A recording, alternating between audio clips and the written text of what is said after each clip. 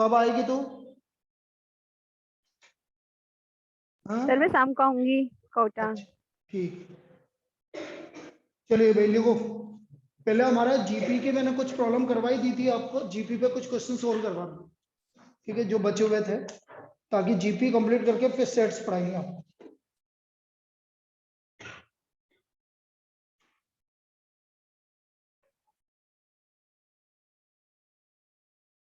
चलिए लिखिए first problem.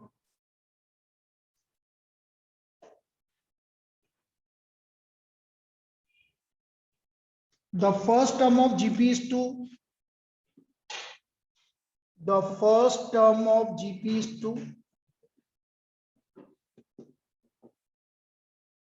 And the sum of infinity is 6. And sum of infinity is 6. Find out. तो हमें इसका कॉमन रेशियो निकालना। Find out.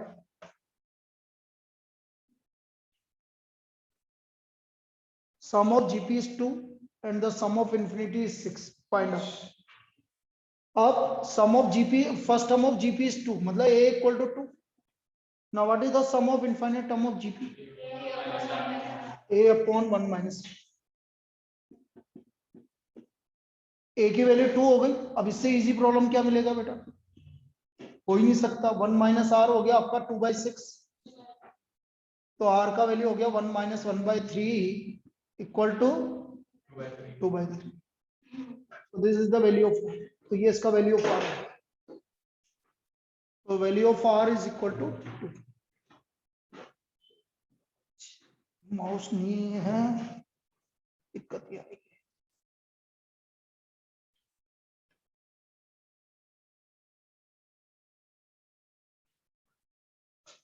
चलिए next problem. If the first term of GP, if the first term of GP exceeds its second term by 2, exceeds its second term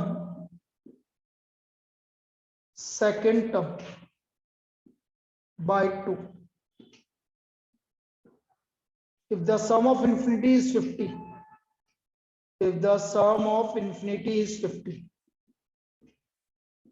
find out, find out या find series, तो series भी निकलवा लेते हैं। Find series.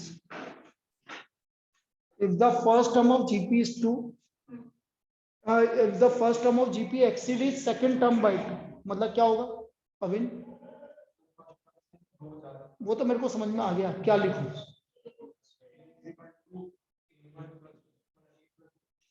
A plus A2 क्या होता है?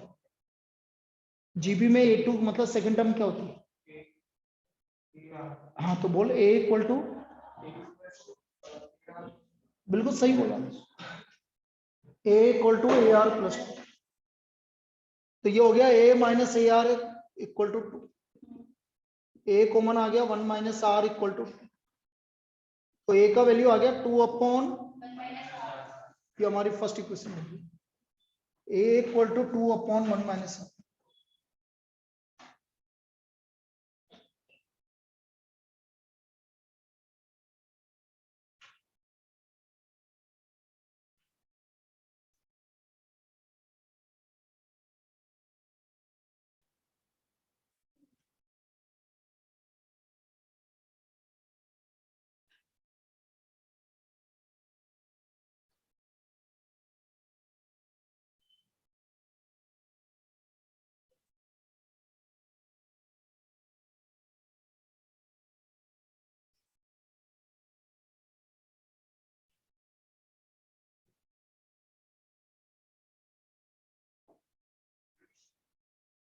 Next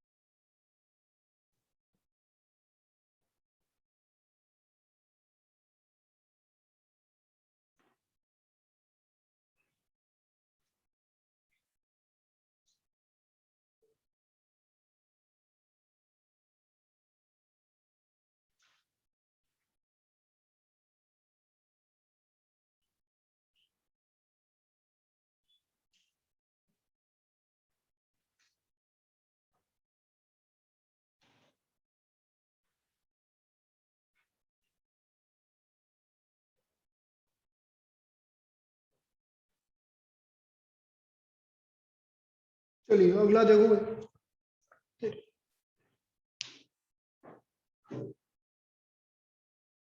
वो आया नहीं क्या अभी तक?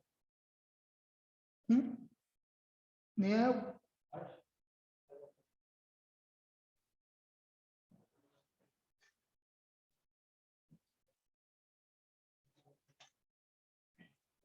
चलिए नेक्स्ट लिखे।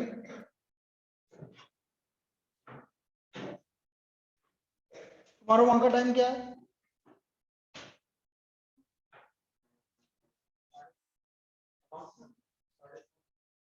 7:30 से 9। वही रहेगा कि चेंज होगा?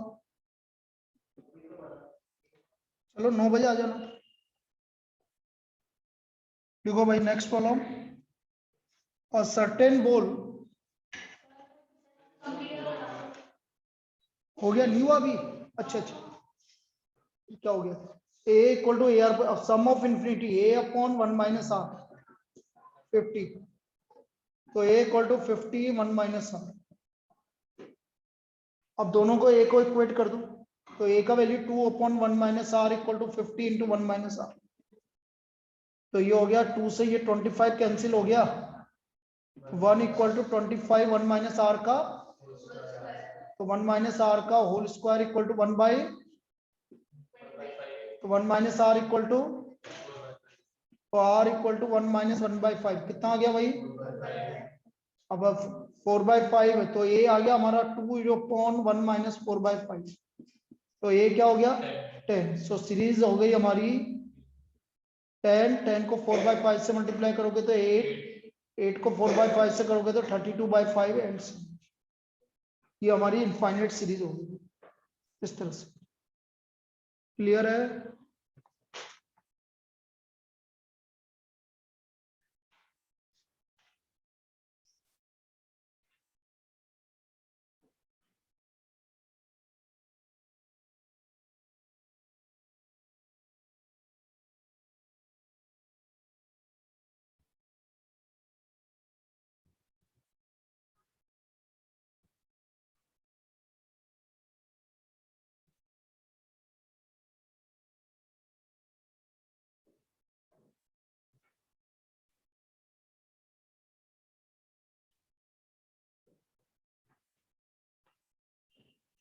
A certain ball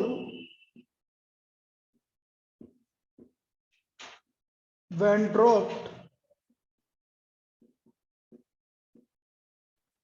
to the ground rebounds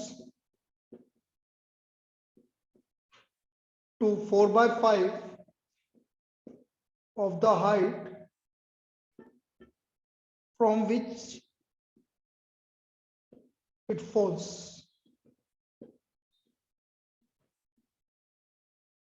If it is dropped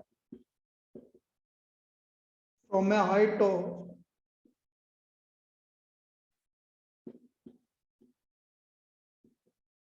1000 meter, find the total distance it covered. Find the total distance it covered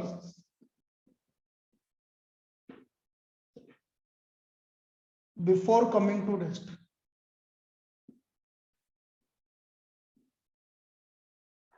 तो हमें टोटल डिस्टेंस निकालनी है रेस्ट में आने से पहले।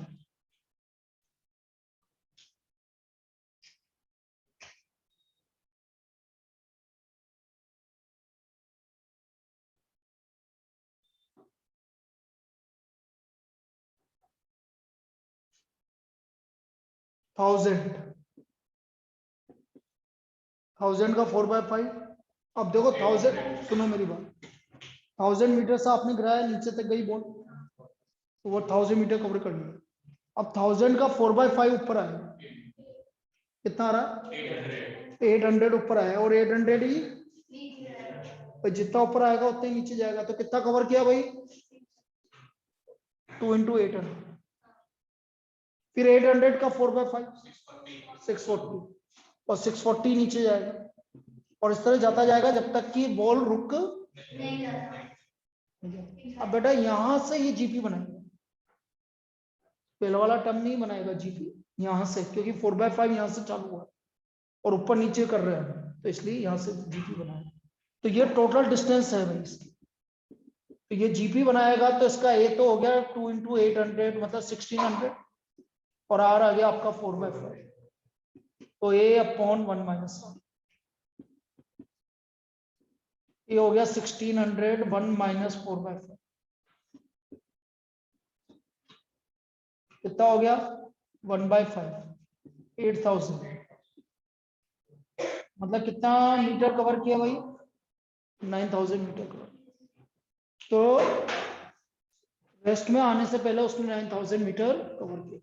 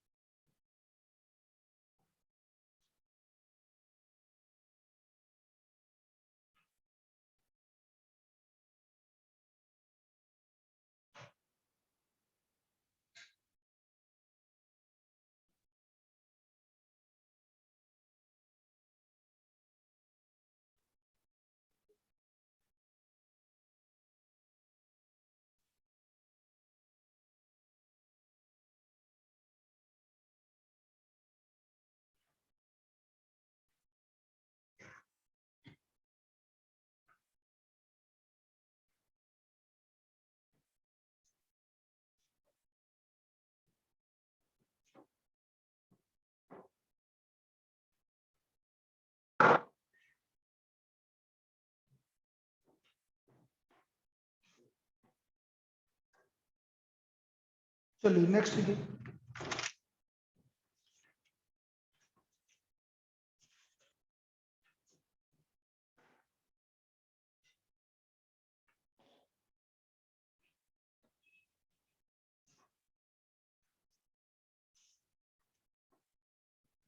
If A is the arithmetic mean of B and C and the two geometric mean are G1 and G2 respectively, then G1 cube plus G2 cube is equal to G1 cube plus G2 cube is equal to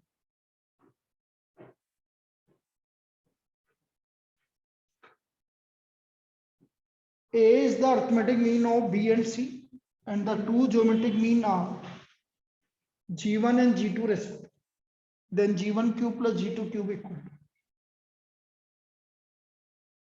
या फिर एक काम करो तुम्हारी evening में class लग रही है ना, तो इस वीक तो मैं इवनिंग में तुम्हारी 1 घंटे की क्लास ले लेता हूँ 6 to 7, ठीक है, और तुम मॉर्निंग में ऑनलाइन अटेंड कर लो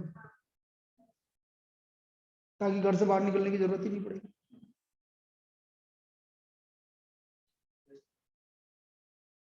इस वीक के लिए मैं इवनिंग में ले लेता हूँ।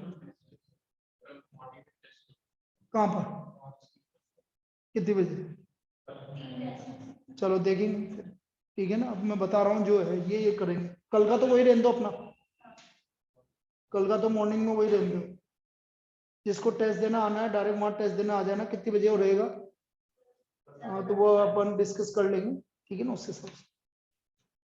चलिए भाई, A is the arithmetic mean of B and C. तो बेटा देखो ये जनरल है, ए अरिथमेटिक मीन है बी और सी के बीच में, और बी और सी के बीच में दो ज्योमेट्रिक मीन। तो बेटा ज्योमेट्रिक मीन निकालना हार्ड होता है, तो आप क्या करो, ज्योमेट्रिक मीन निकालना हार्ड होता है तो आप कोई भी 4 नंबर मानो। क्यों? 2 नंबर है और 2 ज्योमेट्रिक मीन, तो 4 नंबर जीबी में मानो 1 2 4। ये तो हो गया बी, ये हो गया सी, ये हो गया G1 और ये हो गया G। अब इसका अरिथमेटिक मीन मान लो भाई इन दोनों को 9/2, कोई दिक्कत? अब मुझे निकालना है G1 cube plus G2 cube. G1 cube हो गया आपका 2 का क्यूब प्लस 4 का क्यूब, 8 प्लस 72। तो G1 cube plus G2 cube क्या हो गया आपका 72। अब मुझे निकालना है, देखो ऑप्शंस गिवन है आपको A B C। देखते हैं भाई एबीसी से आ रहा है कि 9/2 इंटू 1 इंटू 8 36 आ रहा है, गलत है। दूसरा ऑप्शन आपको गिवन है 2 एबीसी, तो आंसर कितना आ गया हमारा 70। So answer is 70। क्लियर है, लिख लीजिए।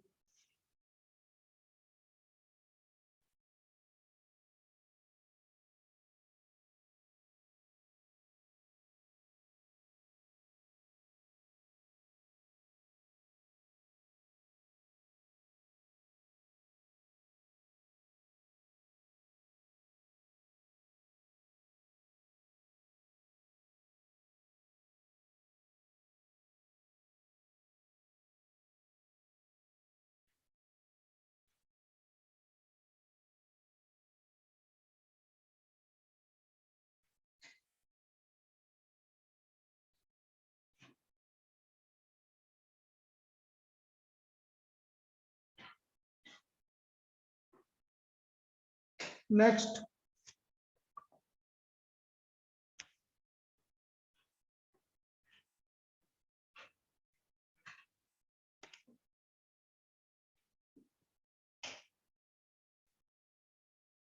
if S1 is the sum of n terms of GP, S1 is the sum of first n natural number,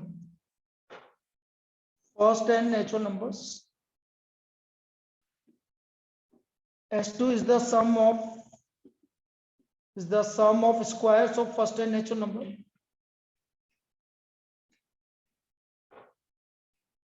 First n natural numbers. And S3 is the sum of cubes of first n natural number.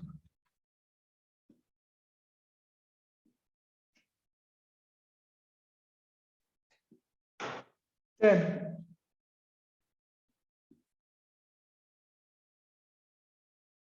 S3 1 plus 8 S1 equal to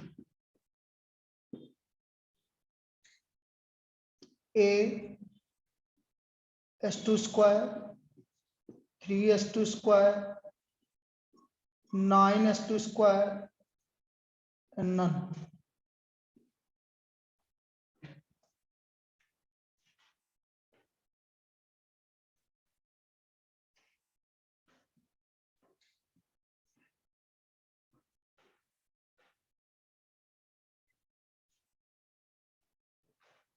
देखो S1 क्या बोल रहा है, सम of first, तो आप जरूरी नहीं पूरे लो, अब तो एक काम करो S1 बोल लो, 3 ले लो भाई, 1 2 3, तो 6 हो गया। S2 ले लो, 1 का स्क्वायर प्लस 2 का स्क्वायर प्लस 3 का स्क्वायर 14, और S3 ले लिया 1 का क्यूब प्लस 2 का क्यूब प्लस 3 का क्यूब 27 और 8 36 है, ये आ गया। अब मुझे निकालना है S3 1 प्लस 8 बस, S3 8 36, 1 प्लस 8 S1 हो गया 6, 36 इंटू 14 है, ये आ गया। कितना होता है 176। अब देखो S2 14 का स्क्वायर, ये तो गलत हो गया, 196 इंटू 3, ये भी गलत हो गया, 196 इंटू 9, तो आंसर इज 9 इस तरह से। क्लियर है।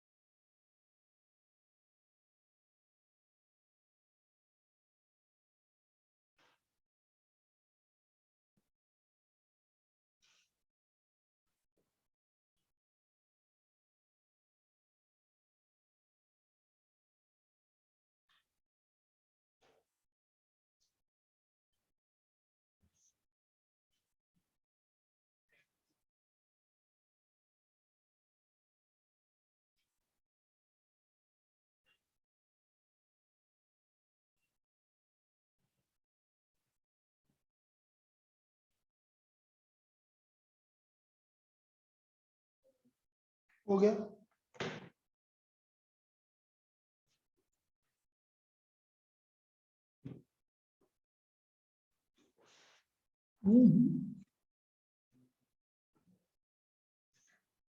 नेक्स्ट लास्ट प्रॉब्लम जीपी की।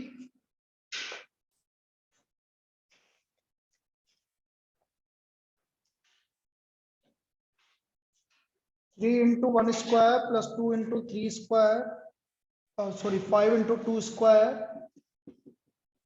Plus 7 into three square and so on. इसका सम निकालना है मुझे। ऑप्शन है आपके n/6 n+1, 3n square plus 9n plus 8। दूसरा option n/6 n+1, 3n square plus 9n plus 1। तीसरा option n/6 n+1, 3n square plus 5n plus 1। और D option n/12 n+1, 3n square plus 5n plus 6। और मुझे इसमें से ये देखना है कि आंसर क्या होगा। तो हमें कहीं पे भी इसको सोल्व करने की जरूरत नहीं है।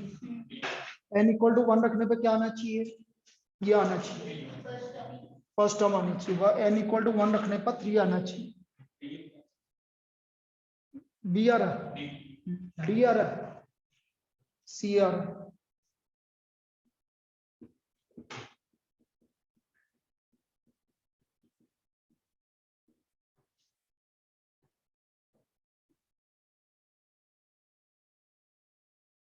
डी सी आ रहा है, सी।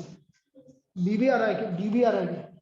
आ रहा है तो फिर आपको n = 1 पे नहीं करना पड़ेगा।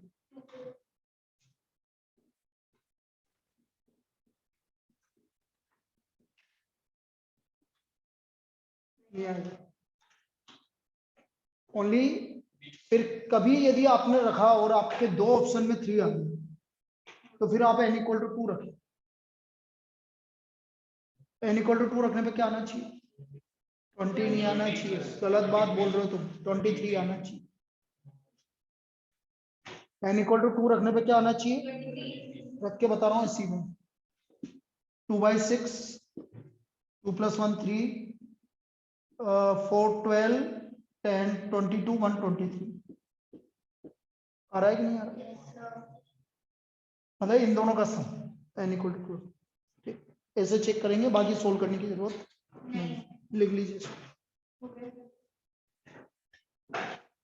चलिए एक लास्ट प्रॉब्लम और, फिर उसके बाद मैं सेट्स चालू कर रहा हूँ आपका। अब देखो आपका जो टेस्ट है वो आगे इसलिए खिसका दिया क्योंकि प्रोबेबिलिटी हो नहीं पाती, इसलिए मैंने टेस्ट खिसका दिया।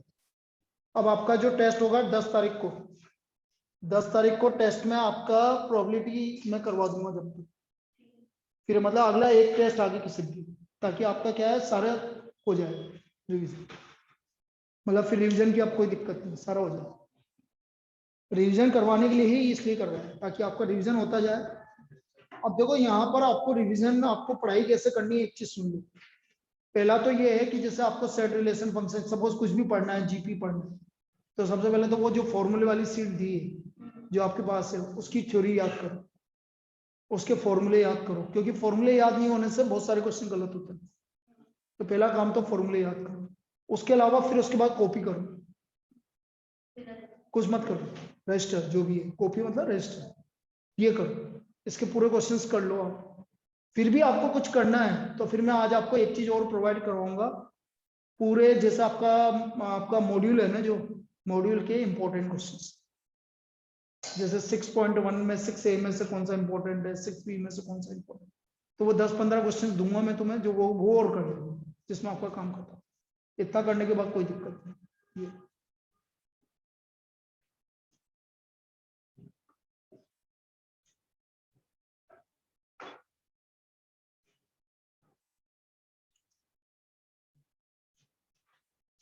1 × 4 फिर 2 × 7, 3 × 10, 4 × 13 एंड सो।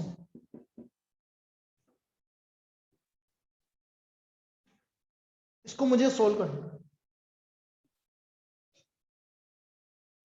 अब देखो पहली बन रही है 1 2 3 4, लास्ट टर्म आएगी आपकी 1/n। 1 2 3 4 तो लास्ट टर्म क्या आएगी n आएगी। 4 7 10 30 ये भी AP बन रही है, तो इसका कॉमन डिफरेंस कितना है 3, और 4 चाहिए तो प्लस ये आएगा लास्ट 1 2 3 4 तो n आएगा। फिर ये क्या आया 4 7 10 30 तो कितना आएगा कॉमन डिफरेंस 3 का है तो 3n, और 3 में क्या करेंगे 4 आ जाए प्लस ये आएगा। अब वैसे भी एक चीज समझो कि आपको यदि इसको देखना है 1 2 3 4 तो अब ये 1 इसमें डिफरेंस अलग अलग आ रहा है ना, ये तो फिर सम ऑफ एन टर्म चाहेगा आपका। इसकी जगह फिर एक काम करो, फिर गड़बड़ हो जाएगा, रुको वो ऐसे नहीं देगा फिर आपसे, ऐसे देगा फिर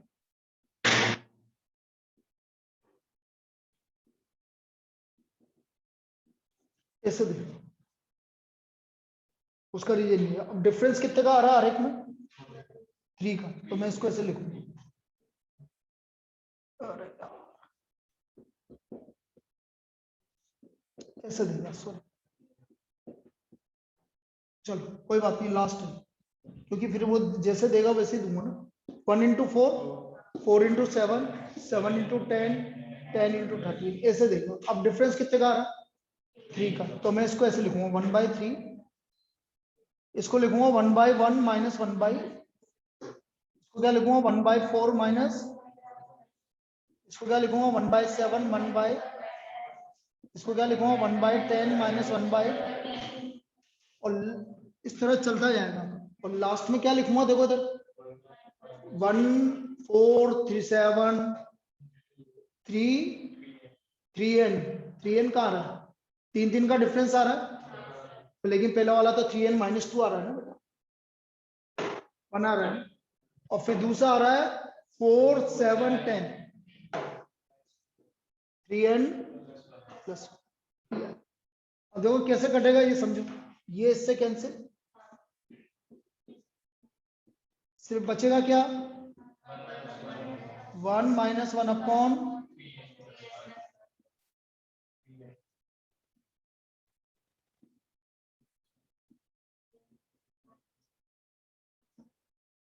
तो आ गया n अपॉन 3n, आंसर क्या आ गया n अपॉन 3n, ऐसा है, लिख लीजिए इसको n अपॉन 3n प्लस।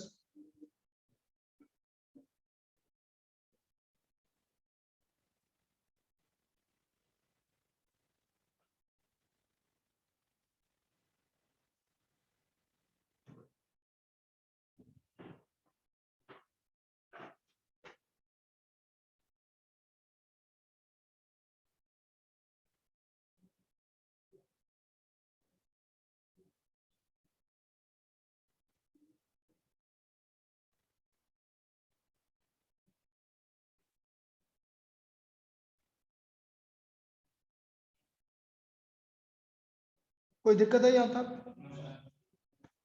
अब आ जाइए आप सेट्स के बारे में कि सेट्स क्या होते हैं।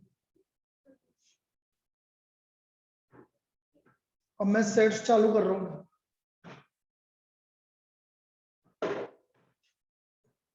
फिर भी कल का टाइम जो भी होगा मैं आपको बता दूं।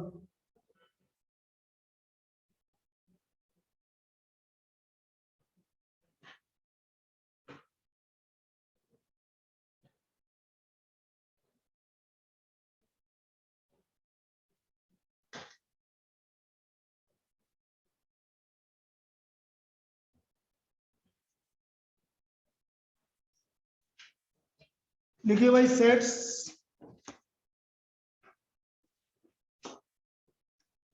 collection of well defined object is called sets.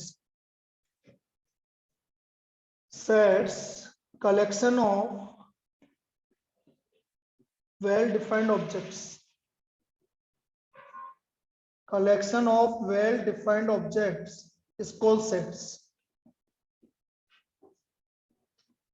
अब वेल डिफाइंड ऑब्जेक्ट का मतलब है जो वेल डिफाइंड है, जिसमें कोई आर्गुमेंट नहीं होना चाहिए।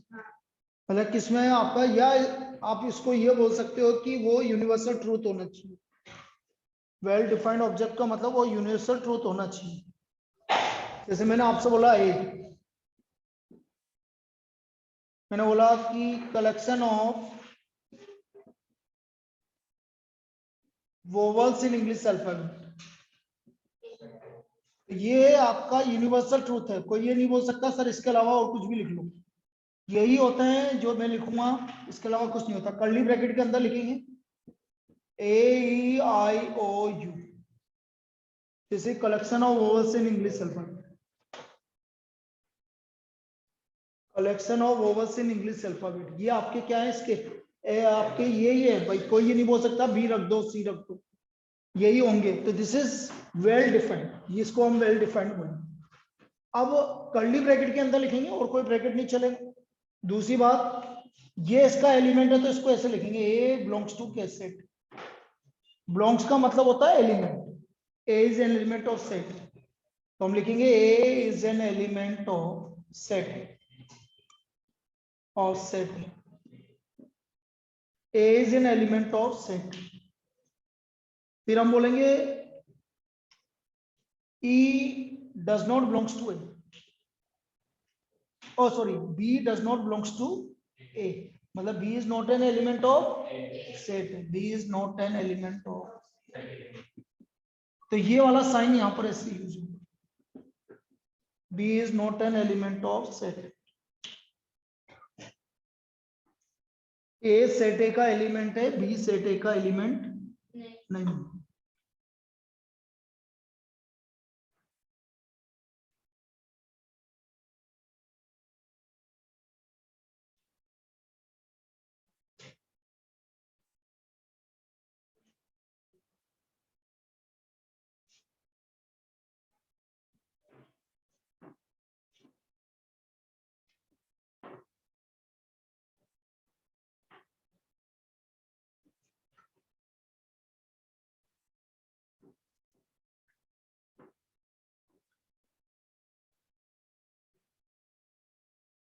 तो ये तो हो गया सेट्स के बारे में केस।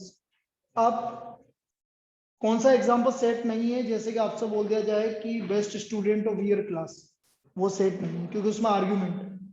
कोई भी बोलेगा मैं हूं उस तरह से, तो फिर वो आपका सेट नहीं है, वो सेट नहीं है। ठीक है, तो सेट्स के एग्जांपल तो ये हो गए, well defined collection of object. अब यहाँ पर आपके कुछ लेटर्स हैं जो फिक्स हैं, जैसे W, set of whole numbers,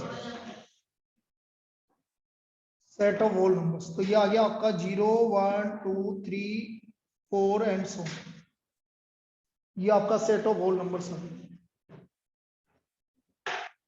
W के बाद आप आ जाइए कैपिटल है, set of natural numbers, natural numbers 1 2 3 and so, ये आपका set of natural numbers.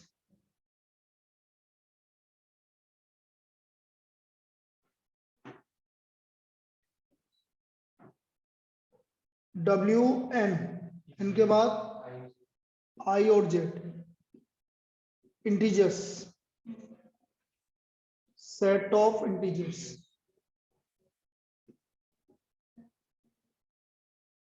-3 -2 1 0 1 2 3 and so, तो ये सेट ऑफ इंटीजर्स हो गया।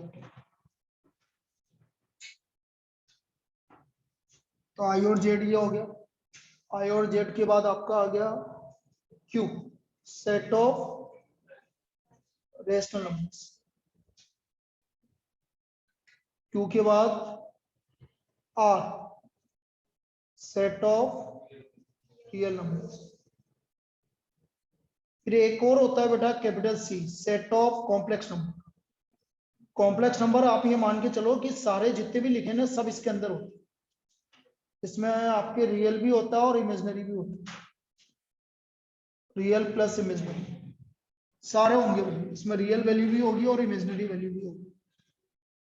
Set of complex number. इसका मतलब कॉम्प्लेक्स नंबर सबसे बड़ा सेट है, सबके लिए यूनिवर्सल सेट है, ये मान के चल सकते, सब आएगा इसके अंदर। इसके अंदर होल नंबर भी आएंगे, नेचुरल नंबर भी आएंगे, इंटीजर्स भी आएंगे, रेशनल नंबर भी आएंगे, इरेशनल नंबर भी आएंगे, रियल नंबर भी आएंगे, सब आएंगे, मतलब जो भी है। तो ये कुछ लेटर्स है जिसको हमने इस तरह से लिखा।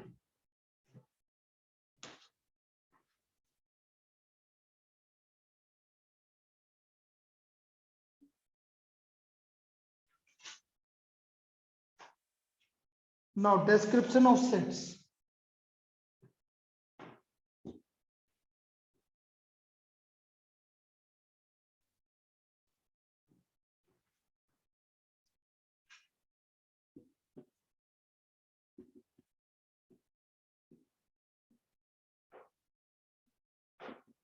Description of sets.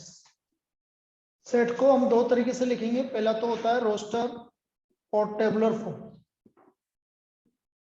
रोस्टर और टेबुलर फॉर्म, पहला फॉर्म है रोस्टर और टेबुलर फॉर्म। अब रोस्टर और टेबुलर फॉर्म का मतलब है कि जिसको हम कर्ली ब्रैकेट के अंदर लिखते हैं ना, जो elements are written within curly bracket, elements are written within curly bracket separated by comma, separated by comma.